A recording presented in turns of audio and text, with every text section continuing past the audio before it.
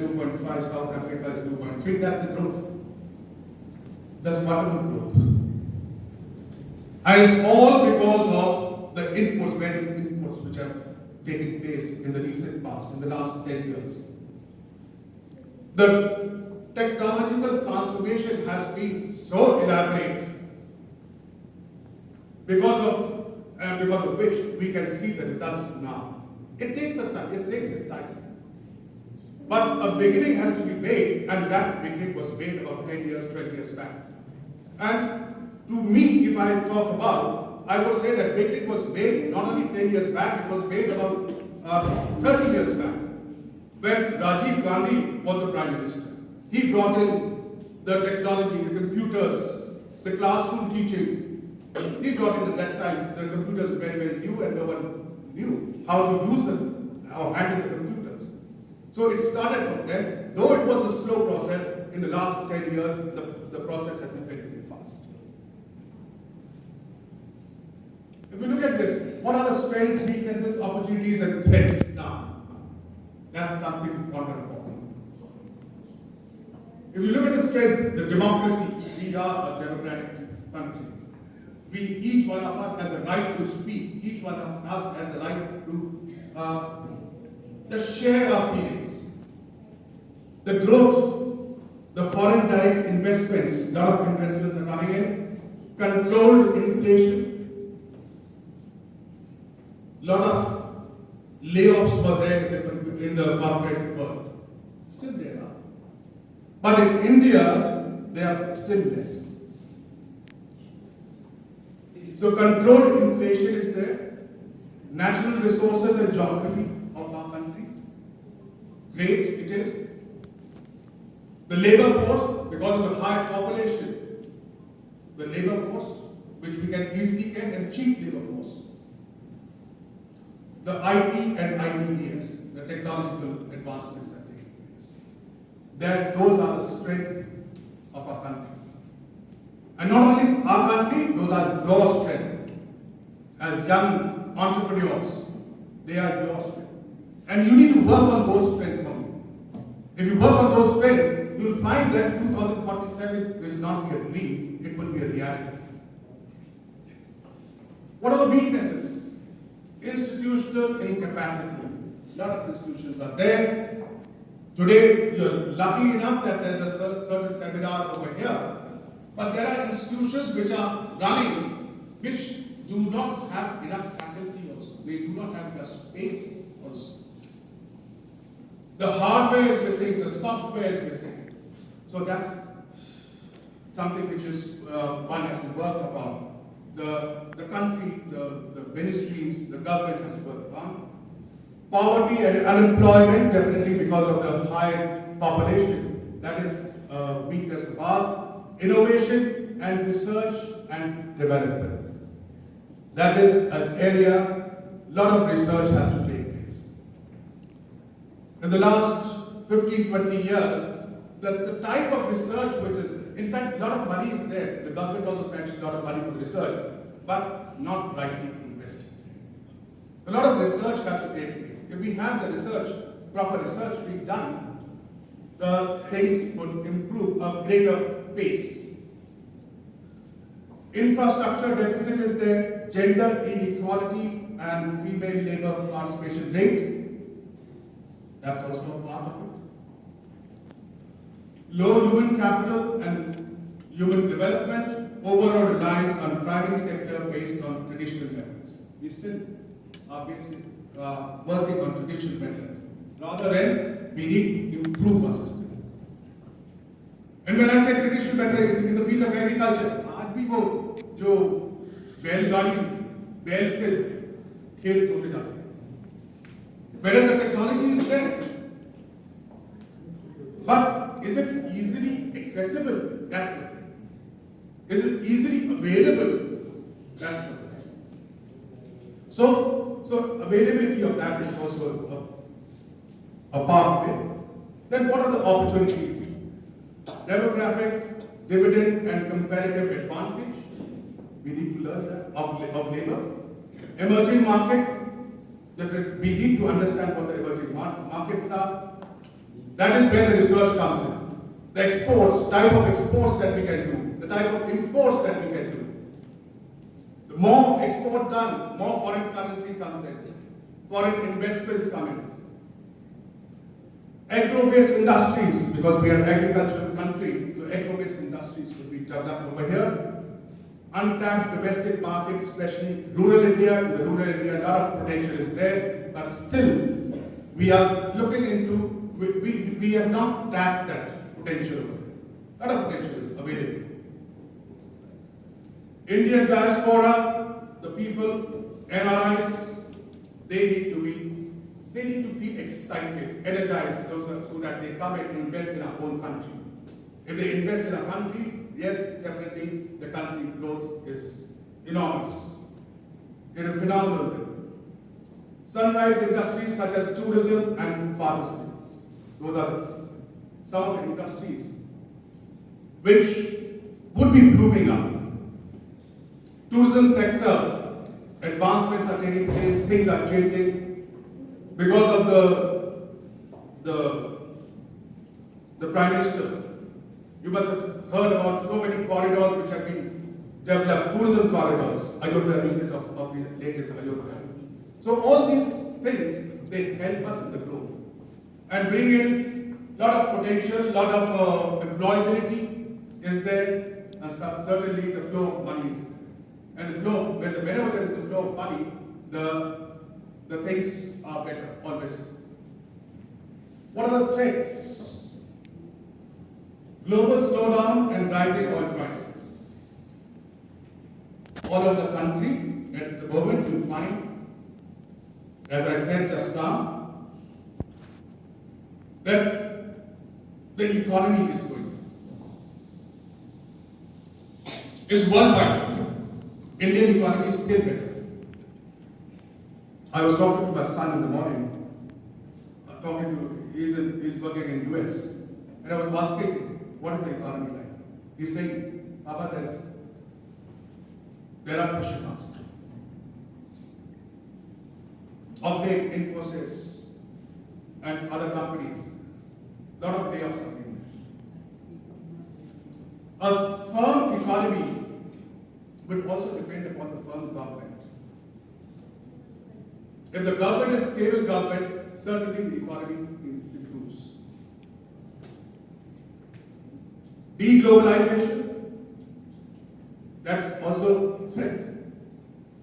We are not limited now. Middle income trap, the security, each one of us feel how secure we are. Security does not mean only getting bullied by others. Security means our own security, when health security is there, financial security.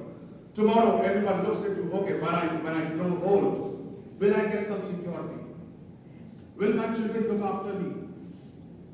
Will I have enough money to take care of my health needs, medical needs? Those type of social securities are also important. China, that's a threat. As of now, yes, every day there's some sort of threat. Neighboring countries, while in China, other neighboring countries also, that's also a threat. Population explosion. Almost, we are the number one over there. How we can control that, and what, not only controlling, how we can use that population for the rightful purpose. That is what equally important. The climate changes, sudden changes, the different weather conditions. In the last 10 years, you must have experienced that the changes are so drastic. Just about a week back, there were rainfalls and hailstorms. All our crops damaged. Never expected, the farmers were not expecting it. So those climate changes are also a part of, they are a type of threat. So these are the things that we're looking at. If you look at today's, we talk about just now, someone said, talked about artificial intelligence. Now what exactly is artificial intelligence? Everything that we're doing today over here is artificial intelligence. artificial intelligence and data intelligence, Indian entrepreneurs need to leverage frontier technologies such as artificial intelligence, blockchain, AR and VR.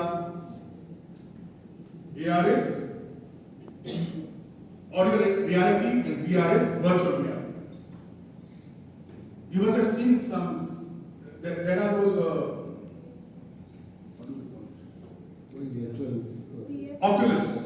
They call it the Oculus. You wear that Oculus, you can experience the world. You can experience anything. There are so many programs available. And that is what virtual reality is. 3D manufacturing and printing to build smart factories for the future. Have you ever seen a 3D printer? ये जो मूर्ति रखी है ना, गणेश जी की मूर्ति रखी है, 3D printer में इसका फोटो दिखा दीजिए, स्कैन कर दीजिए, and 3D printer will design it in the same way. If ever you get a time, you come to the school, we have a 3D printer. So you can design it. And it depends upon what type of printer you have. We have a small printer, but we can design small statues, etc. So 3D, you think, and the time is coming, you have it in your brain, okay, I want a thing like this. This should be the face, and it will be, you will get an image of it. That is the virtual reality. And it's not very far, remember. Green sectors and digital infrastructure. Very, very important. The post-pandemic era has shifted the economy's focus towards green sectors and digital infrastructure. What happened during the pandemic? Rightly said by Sharad Krishna, the COVID app, that was the software available to us in a very short time. Our software engineers developed it. And we could relate with each other. The doctors could relate. The pharmacists could relate. And that is the digital infrastructure required. Whereas the work goes on very fast. There's a delay is less. So the post-pandemic era has shifted the economy's focus towards green sectors and digital infrastructure. Indian companies should develop technology that is future-focused, minimizes carbon footprints. You young people, you need to think on that. We have started, in the country, we've started manufacturing electronic vehicles now. That's the green revolution taking place. And what is this electronic vehicle? What exactly is that? Works on the battery, there's no oil used over there, no diesel, petrol used over there. We are charging it and it's working. So that is what the green infrastructure is all about. There are a lot of startups coming up. And it's high time when you people should also start planning a project for yourself. The government is sanctioning a lot of loans, very low cost, free also at time. The startups are there. And each one of you, you should employ people rather than get employed somewhere else. So the government's emphasis on innovation and startups is reflected in the interim union budget 2024-25. A lot of startups are coming up. Earlier, about 10 years back, there were just about 50 startups only. Today, almost 3,000 startups are there. There's very fast developing economy. The science and technology, if you look at that, advances in fields like robotics, nanotechnology, and synthetic biology are transforming India's pharmaceutical industry. Again, because of the hardware, software, and the research, all together, this is happening. Today, the robotic surgeries are being done. The doctor, you can get a consultation from a doctor who's sitting in US or UK. Not only that, he can do the surgery sitting over there. That is the type of advancement we have. The type of medicines which are coming up. Today morning only I was talking to someone in the eye. This lady was not able to see things because of a damage done, high blood pressure, and the hemorrhage was there, and she was not able to see. The eye hemorrhage was there. She had gone to Mumbai. There's one injection. Well, not everyone can afford it, but yes, it is there. There's one injection. It costed about a lakh rupees. She got that injected, that medicine injected. She can see from it. So that's the type of a research which has been done. And that is where we say science and technology works. So what is India's commitment to achieving its environmental goals is commendable. Here are some ways technology can contribute to India's sustainability efforts. The green IT revolution that we talked about, India is embracing green IT practices to address environmental challenges posed by the IT sector.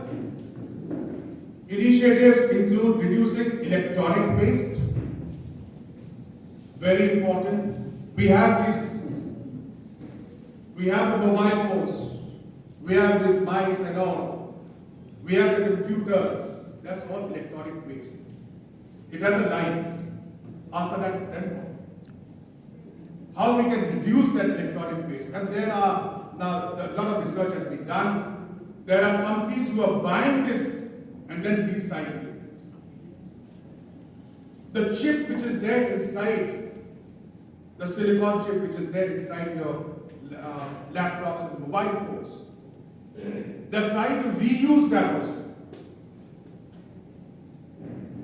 So refurbishing, there was, I'll share with you, there's one company which has recently started, just about I think a month back only. What they're doing is, these mobile phones, at times you don't use them, you want to throw them away, or they're broken. This company buys these old mobile phones and refurbishes and sells them at a very low cost. That is reuse of the mobile phones, and they are as good as a new mobile phone. They are also inducing the new technology in those mobile phones. There's the latest one company which has come up in Noida, of it. So we have to reduce electronic waste, improving energy efficiency, and minimizing the carbon emissions. Again, minimize the use of burning fuels, so the carbon emissions are reduced. And that's where electronic vehicles come play a major role. Renewable energy and hydrogen. You must have all heard about maybe in the years to come, electronic vehicles and hydrogen gas. We may start using hydrogen gas to run our vehicles and factories. India is rapidly expanding its renewable energy capacity, aiming for 500 gigawatt of non-fossil fuel energy by 2030. Great advancements. We are heading towards that. Non-fossil fuels. There are fossil fuels there, but we are talking about non-fossil fuels where the carbon emission is very, very minimal.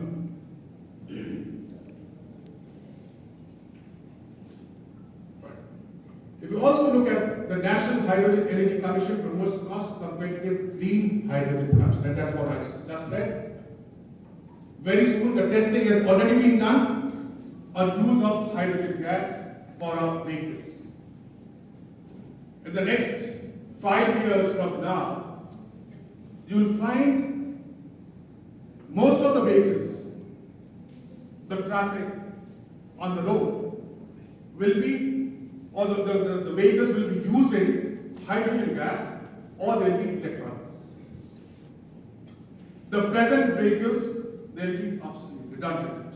They'll be scrapped. Already the government has taken initiative that 50-year-old vehicles, they are into scrap now. You can't run 50-year-old vehicle. So, that all this is just to reduce the carbon emission. In the last 2020 summit, global summit. Yeah, the last global summit that we had, the Prime Minister has promised that India will have zero carbon emission by 2047. And that is where we are heading towards.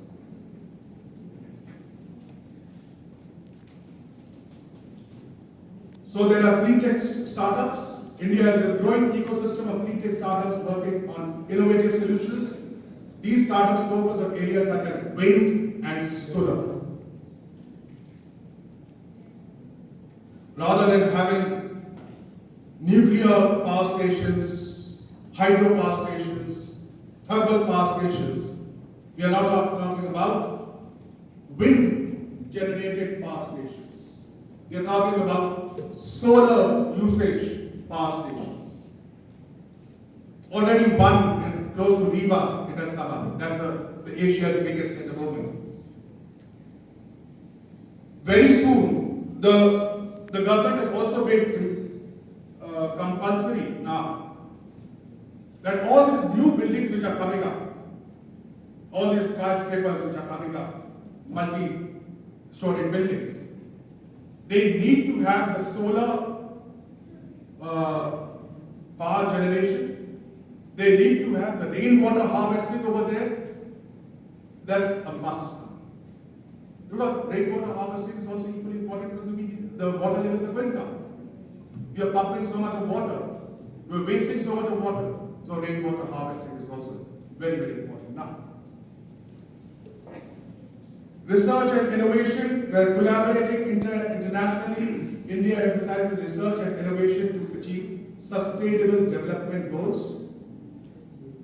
Mission Innovation and International Solar Alliance are key initiatives driving clean energy processes. So, research is not limited to the country or to a university or to a college. It is global. Today we can share our research results with countries outside, and we can also get the results from there and work on them. Implement that research.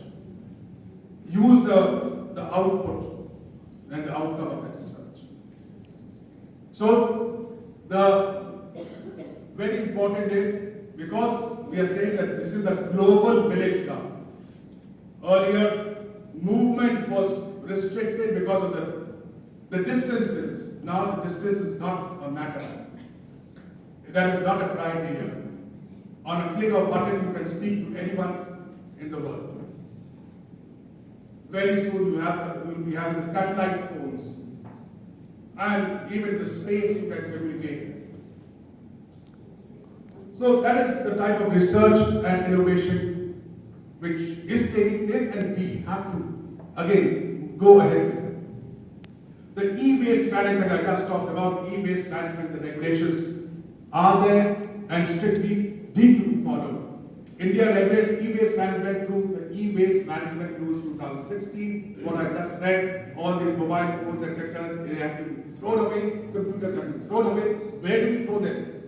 The question is, where do we throw them? So there's an e-waste management committee which is there, a department which is there, and they are even saying the companies which are selling these things, so companies which are selling the laptops, companies which are selling the computers, they have to take them back. So that e-waste management is there. These rules aim to minimize the impact of electronic waste on the environment and human health. What type of, can someone over here sitting can tell me what type of impact on the human health is there because of the e-waste? Is there anyone? Sorry? What is the impact of this e-waste on our health. जो electronic waste होता है उससे हमारी health के ऊपर क्या असर पड़ेगा? आईसाइट प्रॉब्लम, जो चिप्स हैं उसके अंदर भी electron movement, proton movement, right, जो और लाइटर पार्टिकल्स हैं, मेसॉन्स हैं, ये सब बाहर हमेशा निकलते हैं and they are impacting our health. They are impacting our blood circulation. So that e-waste. Why do we say that in the night keep the mobile phone away? I know most of us do not. But still it is said that keep the mobile phone away because there are some sort of rays which are coming and they are impacting our health.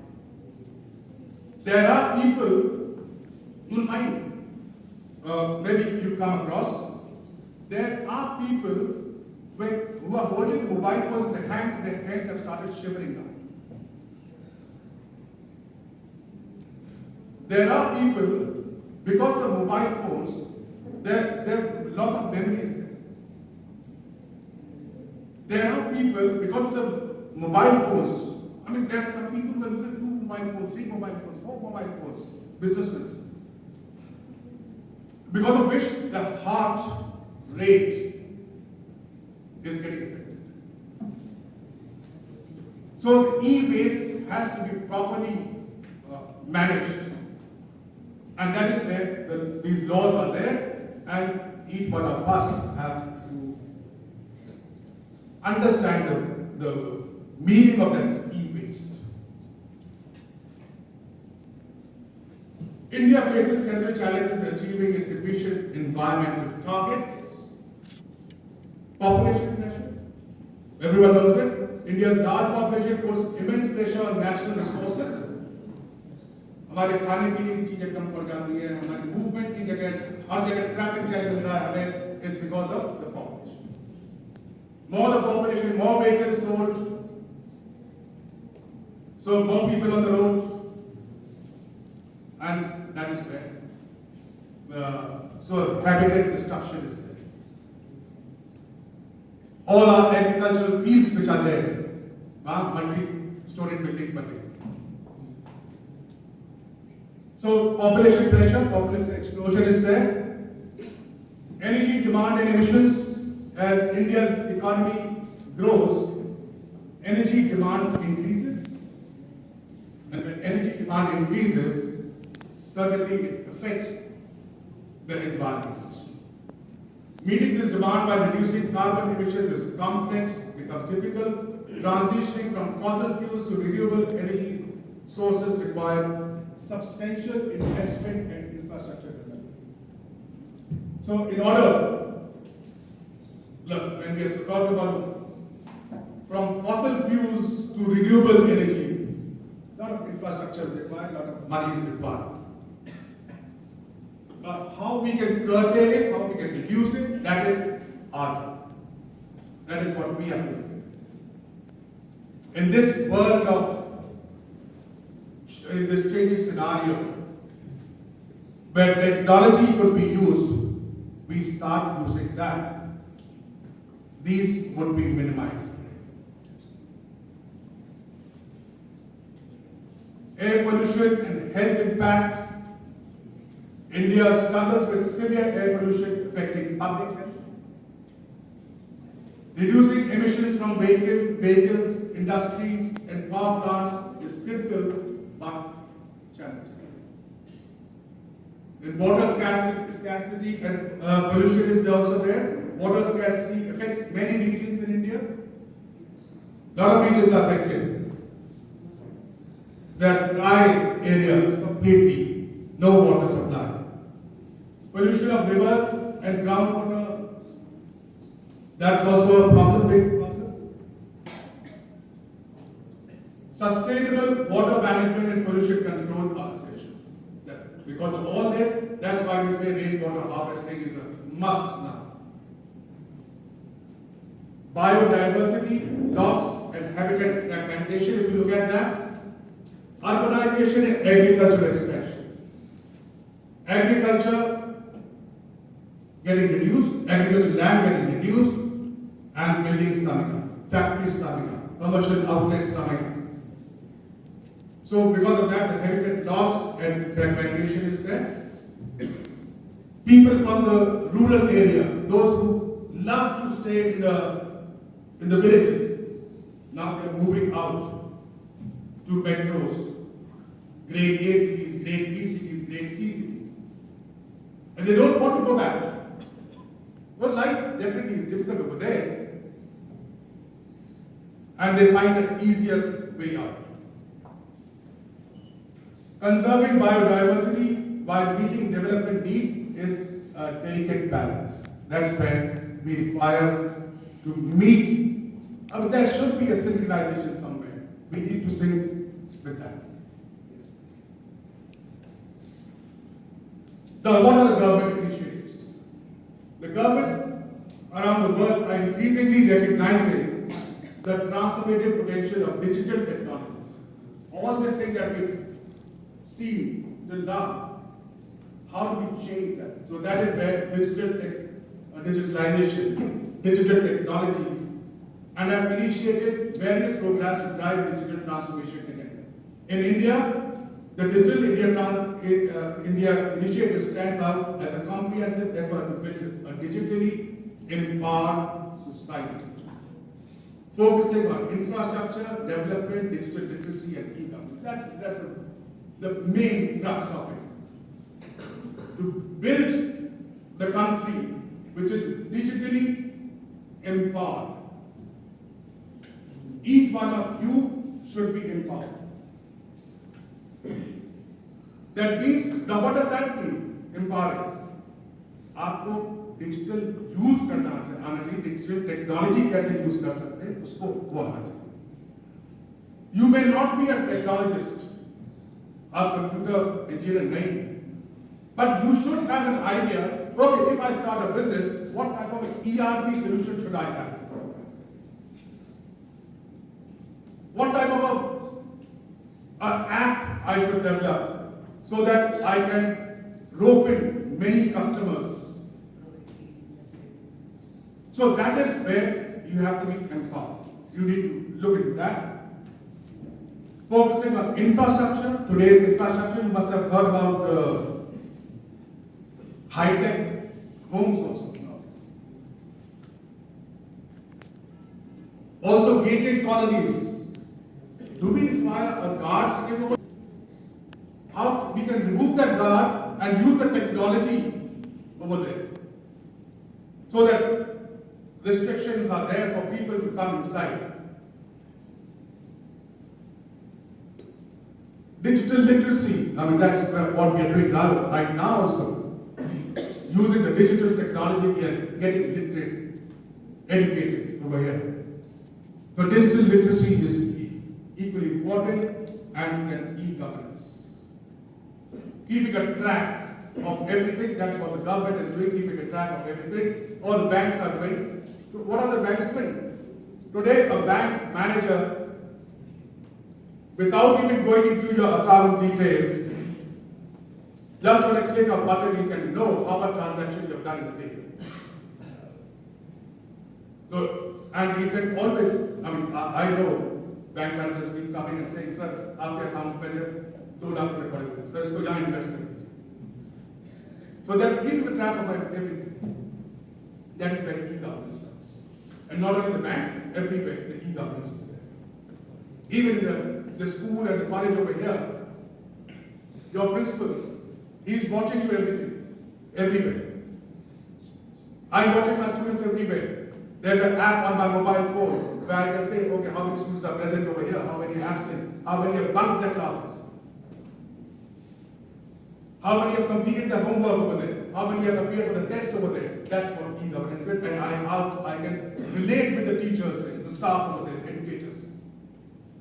That's a simple example of e-governance in an education system like this.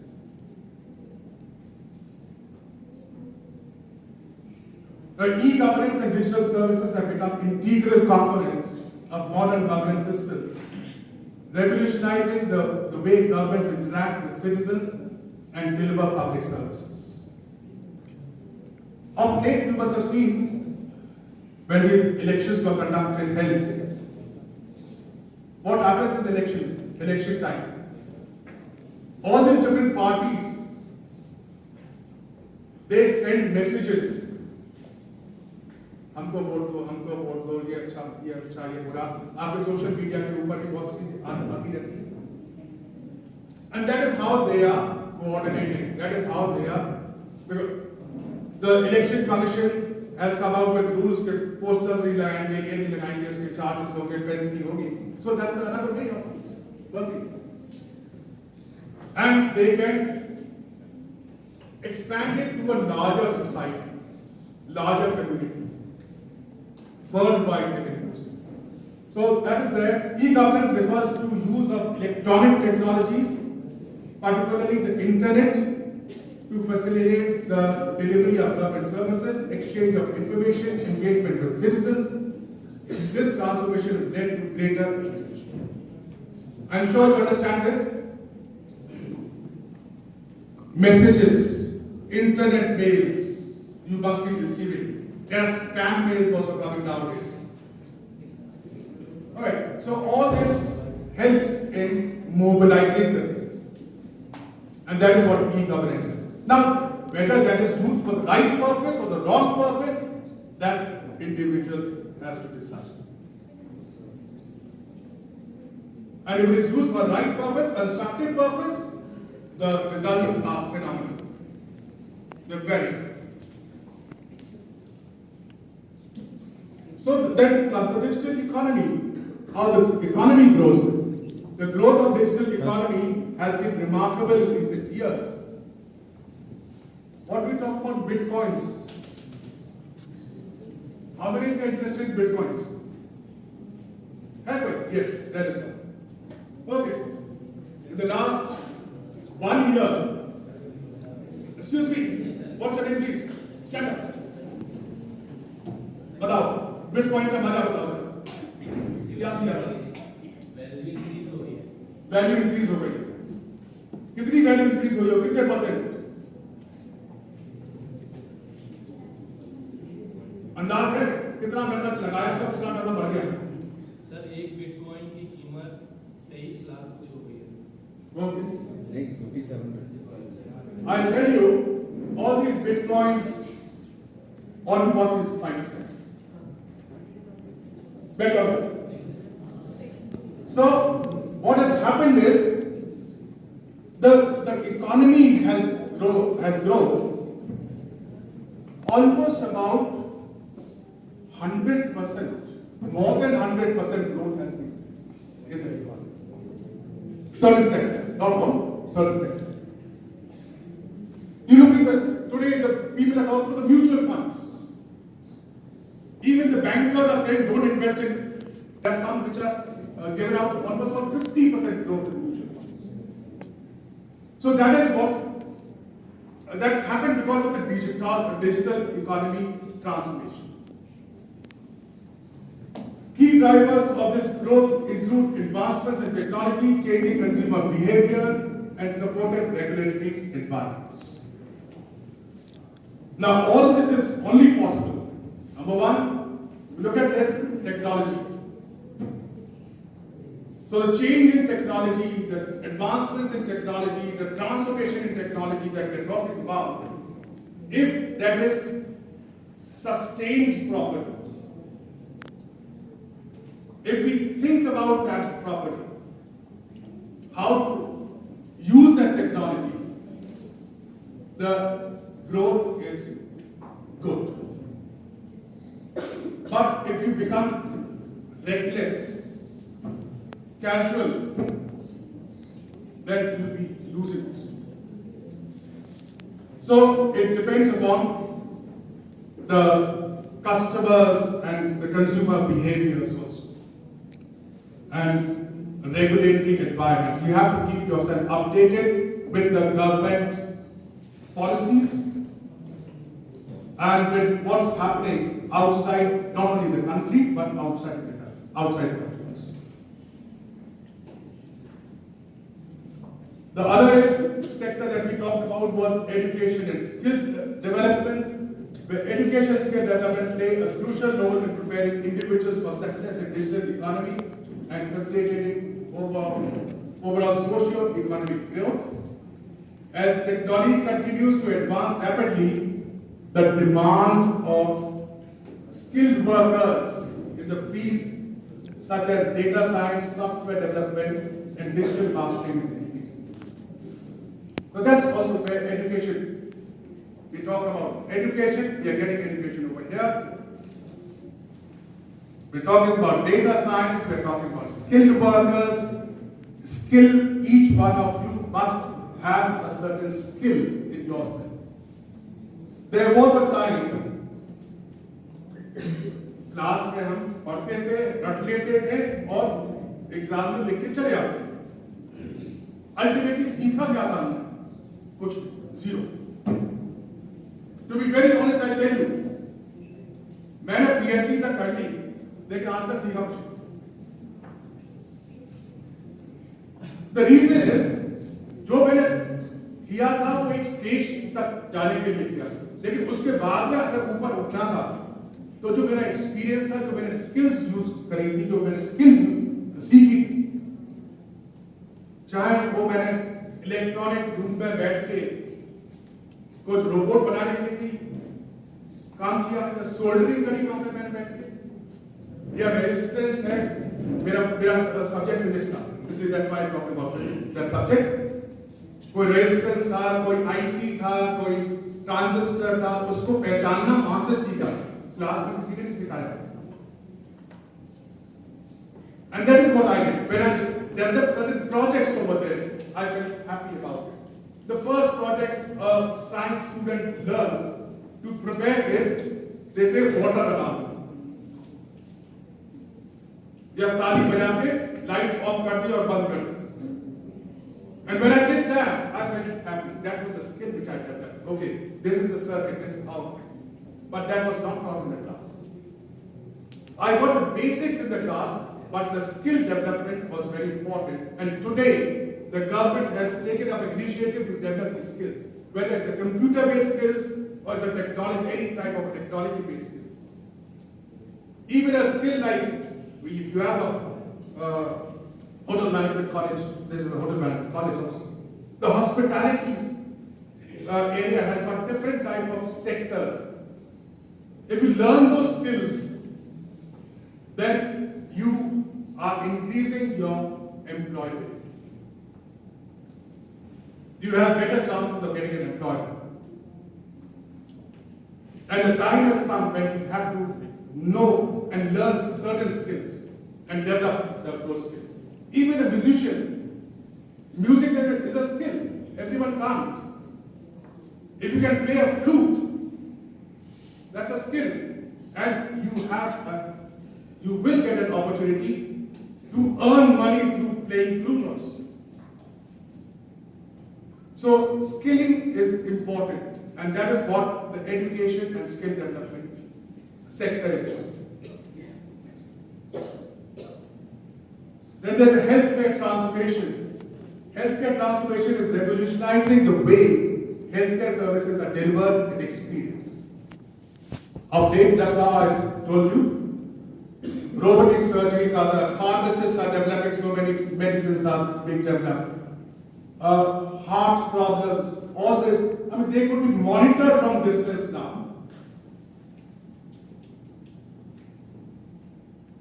All these healthcare services are delivered and experienced, driven by advancements in technology, evolving patient needs and pursuit of improved efficiency and quality in healthcare delivery.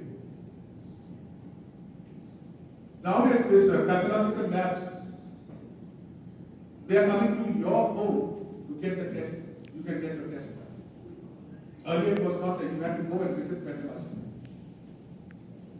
We have a large pathology over here. Earlier there was no large pathology. There was a small shop and there was some doctor over there testing it. But now, with the advancement, they collect the samples and send it to a specialized lab for blood testing. One of the key aspects of this transformation is the widespread adoption of telemedicine and remote care solutions, allowing patients to access healthcare services virtually regardless of geographical barriers. And this is what exactly I said a few moments back, that you can get the consultation done from a doctor sitting in Australia. All the best of the doctors, you can get consultations done. Online consultations are there, not only abroad, in India also. But the telemedicine, teleconsultations are there. Then the smart cities that we talk about, smart cities infrastructure. Smart cities and infrastructure are at the forefront of urban development nowadays, aiming to leverage technology and data-driven solutions to enhance the quality of life, sustainability and efficiency of cities. Certainly this is improving and advancements are there regularly. Smart cities utilize digital technologies and innovative approaches to address urban challenges, improve infrastructure and create more livable and inclusive urban environment. Very small thing I'll tell you about this infrastructure. I can own a house in Delhi and lock it from here. Sitting over here, I can lock that house. I can open the house. If I have some guest going over there, he says, I want to use your house for 2 days, I can open and unlock and lock from it.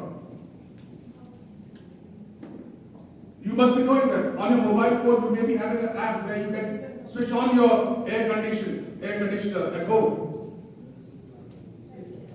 Or even if you are sitting in your office. Or you can start your car ignition sitting in your office so that once you come and sit on the driver's seat over there, the car is cool enough. That is technology. That's how the technology is growing. So what is Vision 2047? Vision 2047 is forward-looking concept that outlines the long-term goals, aspirations, and strategic priorities for a nation or organization as they envision the future nearly 3 decades from now. That is the Vision 2047, and the key elements include economic prosperity. Economically, we have to be sound. Social development has to be there, prioritizing investments in education, healthcare, social welfare, improve quality life, reduce inequalities, and promote social cohesion. Environment sustainability, implementing measures to mitigate climate change, how to tackle, how to handle climate change, how to use the climate change in our whatever best we can. Protect the natural resources and promote eco-friendly practices for a greener and more sustainable future.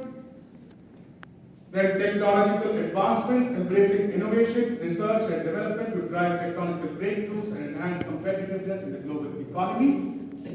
Also the global leadership that we talk about, positioning the nation as a responsible global citizen. Each one of you are a responsible global citizen, actively contributing to international cooperation, peace and security.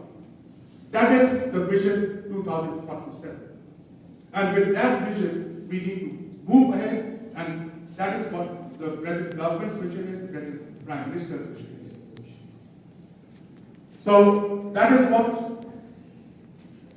this technological advancements talk about, and I'm sure when you go back, what are the takeaways for you? When you go back, you have to ponder upon what I have talked about. To some of you, they have been a little boring, but not very boring, I'm sure, because a lot of technology we are talking about. And that technology has to be used. That technology, and not only technology, for your own growth. How you can implement the changes, how you can bring in the changes in yourself, in the society, in the in the world as a whole. So thank you very much for being a patient listener. Any questions if you have, I'm here to answer them.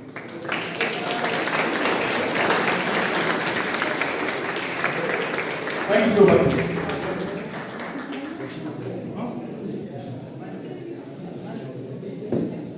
Students, if you have any questions, you can ask.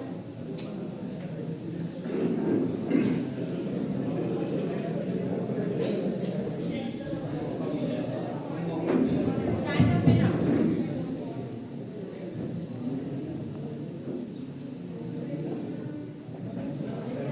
Yes, ma'am. Sir, what is the most... Introduce yourself first, your name. Myself, Samriddhi Singh, I am from BBA first year. Yeah. Now I- Yes, please. What is the most important skill we have to learn to develop ourselves till 2047? Wonderful. Okay, we talked about skills over here. Sit down, please.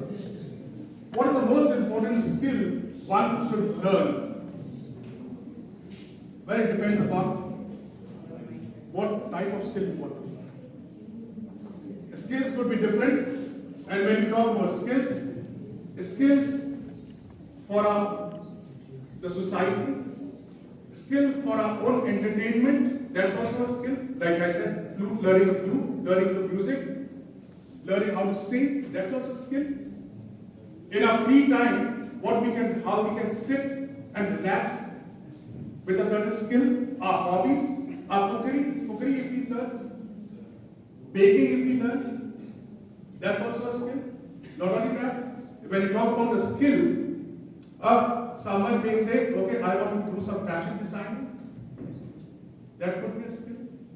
So skills could be different. It depends upon what type of skill you want to learn. Now when we talk about the digital technology over here, I'm talking about digital transformation. The most important skill over here is how to get adapted to this technology. Can you prepare a PowerPoint presentation for yourself? Can you work on an Excel sheet? If you are a commerce student, do you know how to handle the tally? Those are also part of the skill. Okay, it depends upon what type of skill you want to learn, which area you want to go ahead. So that is okay.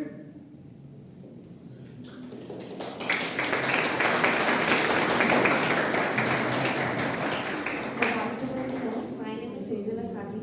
Sir, how can we remove regional disparities and take corrective measures? Racial disparities you're talking about? Thank you. When you talk about the racial disparities, someone says, okay, I'm a Brahmin, I'm a Vaishnav, I'm a Thakur, I'm this. What type of racial disparity? Racial disparities could be removed by our knowledge. If we are sharing the knowledge, if we stand at the same platform, all these racial disparities will be removed. So if we start when we are sitting over here, I'm sure I don't know which community you are coming from. But to me, you are all students. So I've removed the racial disparity. There's no racial disparity. I'm not telling something more to a person sitting over here or less to someone over there. So if whenever we talk, whenever we are moving the society, we start understanding the ethos of the society, the complete society, the community. Okay, what does, in a system, I'll tell you, you go to a corporate world. If you go to a corporate world, there will be people coming from different countries also, different states also.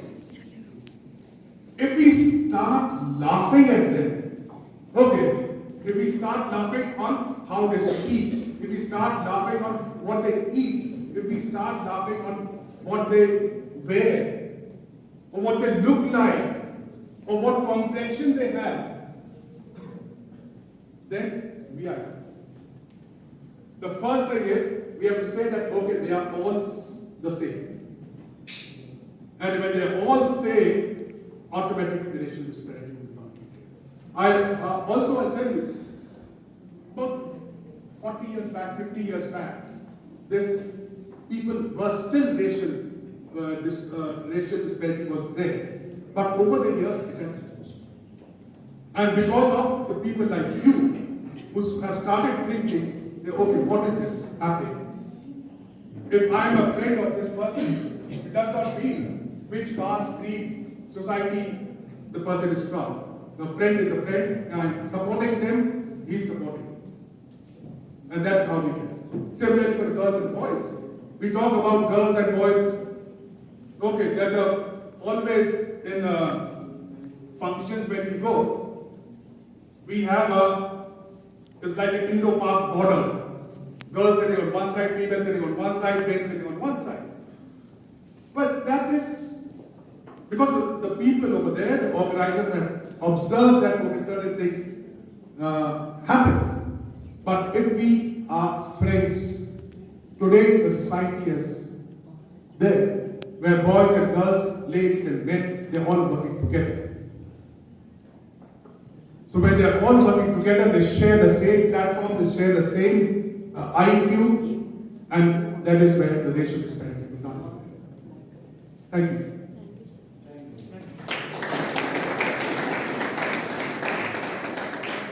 Good afternoon, sir. I am Master Srivastava from MBA. So, sir, मेरा question था, how can education and skills development How can education and skills development initiative be stand to foster economic growth and Viksit Bharat? Obviously, you are studying over here. Why are you studying? Tell me, what is the reason you are studying? Gaining knowledge. Gaining knowledge. Getting the knowledge. And where will you use this knowledge? You will use this knowledge wherever you go and work. You start using that knowledge over there. Yes. Right? Whatever knowledge. That knowledge when you are using over there, the company will get a growth. And that is what we got to do.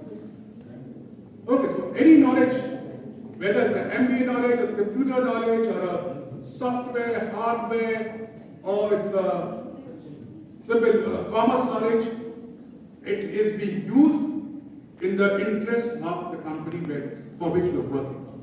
And that company then grows. If you lack in the knowledge, the company's downfall will be there. The yearly assessment, appraisals which are done in the company, they talk about 360